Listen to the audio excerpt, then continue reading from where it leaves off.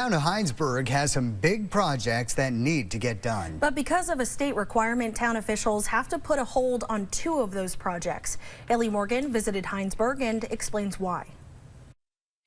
The Hinesburg Town Hall needs a roof repaired. They also need a new fire station. Those projects were approved on town meeting day, as was the wastewater treatment facility project that had been on their radar for 5 years. All 3 projects would be pulling funds from the same pool of money, and because the town's current wastewater discharge doesn't meet state standards, town officials have to prioritize the wastewater project, putting the others on hold.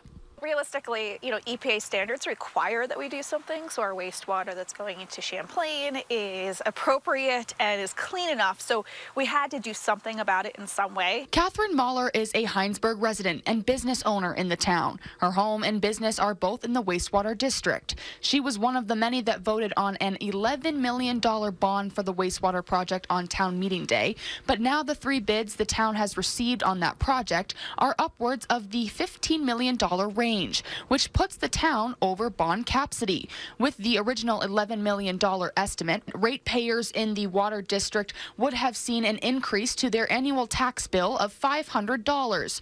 But with the new bond estimate, it could be even more, which is what the town is trying to avoid. The original intent was that it would just be paid back by the users of the system.